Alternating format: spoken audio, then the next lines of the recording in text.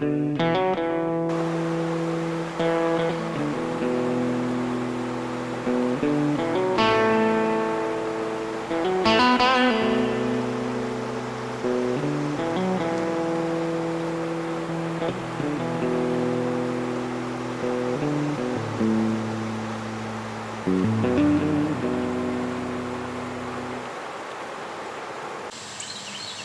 everybody, I'm Dave Cook, the Education Coordinator for the Eno River Association. In my 30 years as a North Carolina State Park Ranger, I got to participate in many exciting rescues. Of all the rescues I did on rivers, there was none more dangerous or more dramatic than happened right here. To get to the beginning of the story, we have to travel a few hundred yards downriver to another place in a distant past. We're on top of the Gear Mill Dam, a dam that hasn't operated in a long time. It's broken on the other side and the river goes around it. I'll explain that in just a minute. But there are times when the river rises, and it rises so high it actually pours over the top of the dam, creating a waterfall on the other side. When it does, it leaves debris like these giant trees that are here behind me on top of the dam. That's the power of the river. The events of March 4th, 1993 actually began 145 years earlier. We're on the site of the Gear Mill. In 1848, William Guest, Squire Guest, built the mill that operated here for many years after. In fact, it was taken out in the 1908 flood and was the only mill that was rebuilt. However, it wasn't operated by Squire Guest the whole time, because Squire Guest operated this mill here until shortly after the Civil War. He went bankrupt and sold it to Fred Deere. But we still actually remember Squire Guest because the heavy traffic noise you hear behind me is from Guest Road in Durham, and that's where the road got its name. You can visit the Gear Mill site if you just hike the Laurel Bluffs Trail. It's just down below where Guest Road is. The trail actually goes through the head race for the mill, and that's very important to our story. You see, in order for the mill to operate, the Eno River had to be dammed. And so Squire Guest built a dam upriver. That raised the river level, and then the water could travel down a chute through the head race and go over the mill wheel. Now, the water didn't operate all the time. They actually had gates that would hold the water back. And because the dam was so far upstream, the mill operator needed to know when the water was coming. So the person operating the gates would actually blow a trumpet. When they heard the trumpet call, they knew the gates had been opened and the water was coming down the mill race to operate the big mill wheel. And it's that dam that is so important to our story. Now, it's unknown when the Gear Mill actually stopped operating. We do know that in 1923, the dam itself was either recapped or rebuilt. The records aren't quite clear. Eventually, Dr. George Johnson bought the mill, the land around it, and the dam.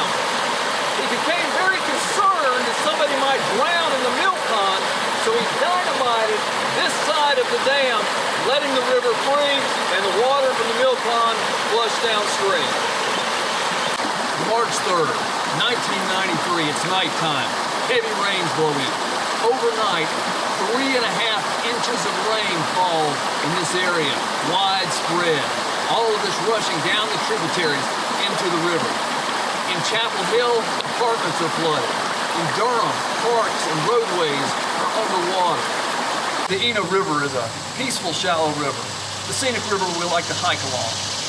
Usually the dam is 8 feet above the water. But then we had the winter rains of '93, making things much wetter. And we followed that up on the early morning hours of March 4th, when heavy rains dumped water on the entire watershed. As the water rushed down the tributaries, the river rose dramatically, more than 9 feet straight up. That meant that no longer was the water going around the dam, it's now cascading over the top into a powerful waterfall. As that water cascades to where I'm standing, it creates what's called a hydraulic. And in the hydraulic, the water comes down, hits, and churns round and round. It's powerful. Anything coming over the dam is trapped in it and cannot escape. Beside me in the river is actually a piece of the dam from when Dr. Johnson blew it apart.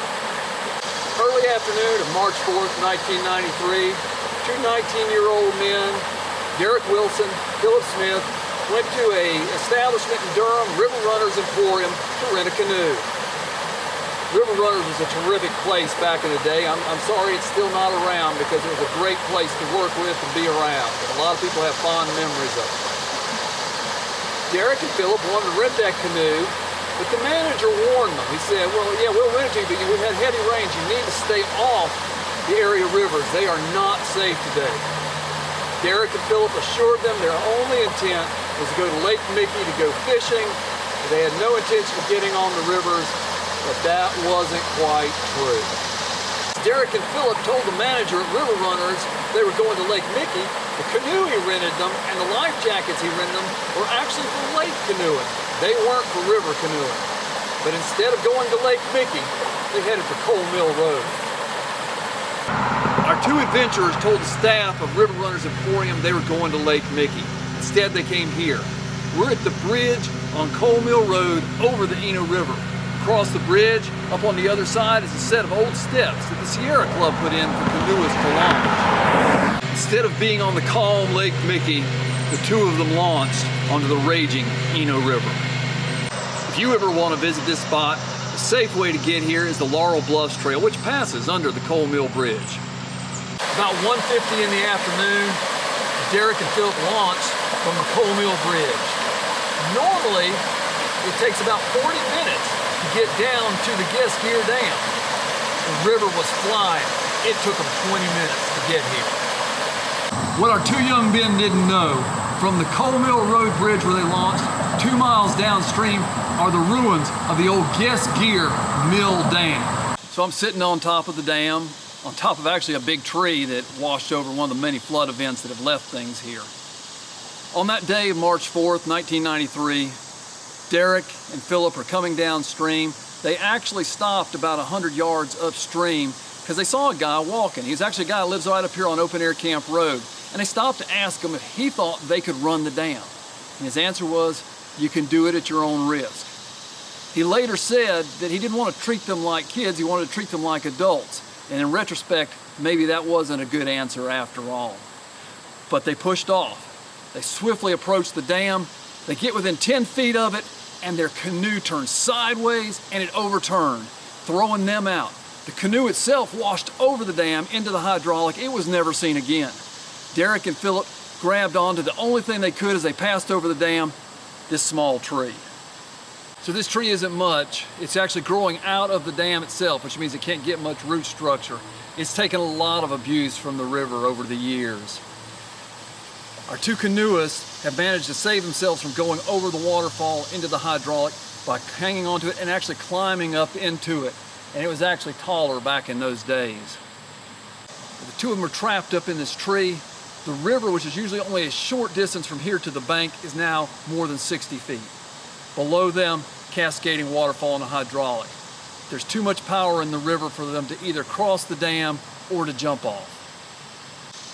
From up in the tree, Derek and Philip start calling for help. And remember, I said there was a resident upstream. Well, he didn't see what happened, but he heard them yelling. And he went and he called 911. And that's when help began to arrive. Rescue and emergency personnel come from Durham, and it doesn't take long before crowds of onlookers show up as well. Now, we are on the Eno River State Park.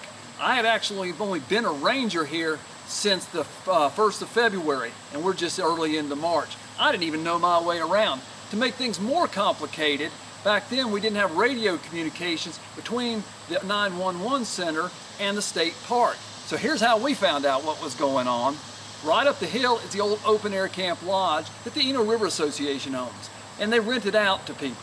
And one of the residents there saw the commotion, saw what's going on, and called Margaret Nygaard, the executive vice president and one of the founders of the Eno River Association. She then calls Susan Tillotson in Raleigh, who is the district superintendent over this park. And Susan then called me on the radio to say what was going on. The first ranger to respond, Ranger Scott Hartley, got here about 3:15. I was here by 4 o'clock. Really our role in this thing, which gave us a great view of what was going on, was we hauled a lot of gear and we guided the rescue personnel to both sides of the river where they needed to go. The Durham Sheriff's Office at that time had a trained water rescue and recovery team. To try to provide some safety to this, they actually did get a line across the river in case that Derek and Philip came out and washed out, there'd be something for them to grab onto. At the same time, the Reds team, a specialized rescue team out of Raleigh, came out and tried to set up a very complicated and dangerous overhead rescue. On March 4th, this place that we're looking at right now would have been chocolate milk brown and churning. Where we're sitting shooting this pretty video, we'd have been underwater. You know, the river was so loud that the two boys in the trees could not hear what the rescuers were shouting at them. They had to use bullhorns to communicate, and they could not hear at all what the boys were saying back to them. Normally, if you come out to visit the Guest Gear Dam, you can just walk right off the bank, right onto the top of the dam. But not on this day. On this day, the water was flowing over the top. Where I'm standing, my feet would have been in under 1 or 2 feet of water with so much force I could never withstand the power. So now the river is much farther up the bank, creating distance between the rescuers and Philip and Derek. They would like to have thrown a line to them, at least to have something for safety, but as you can see, I'm surrounded by trees. Between the distance and the trees, there was no throwing a rope to them. From the bank, I watched as large logs went over the dam and just churned in the hydraulic. Durham Emergency Management, seeking a solution, reached out to State Emergency Management to arrange for a Black Hawk helicopter out of Fort Bragg. They were out of the 57th Medical Company. Pilot Robert Beatty later said it was actually very unusual for them to do civilian rescues. The request went in at 3:30. The helicopter arrived at 5:30. Hour and a half of daylight left. It hovered 60 feet above the river. Prop wash, throwing wet leaves, sticks, and water everywhere. Everyone was taking cover behind the trees. Not only were we dealing with the high river level, but it really wasn't that nice of a day. We're having light rain, it's windy, bad conditions for a helicopter, it's cool, 55 degrees, the water is cold. The crowd gathered on the steep north slope of the Eno River watching the rescue unfold. When a helicopter hovers, the strength of the propellers going around creates prop wash. It throws water, dirt, sticks, small stones. Those of us up here watching had to take cover behind trees, whatever it could, to protect ourselves from being cut up by what was being thrown around. The same prop wash threatened even the two canoeists up in the tree as tree branches whipped around and water was thrown around. And worst of all, the possibility of throwing them from the tree. They had to hang on tight. Standing up in the crowd who actually showed up here was Derek's mom. And she was heard to say to people around her, "I don't know what they're doing out here, but you can't tell them everything." Philip's mother figured out what was going on when she saw a live shot of the rescue happening on television. They made their first attempt. It did not go well. Staff Sergeant Jeff Hewitt was lowered. He could reach the river, but tree branches were preventing him from getting close enough to grab the two canoeists. They made a second attempt. Sergeant Hewitt was lowered and shoved through the tree branches. He was close, but not quite there.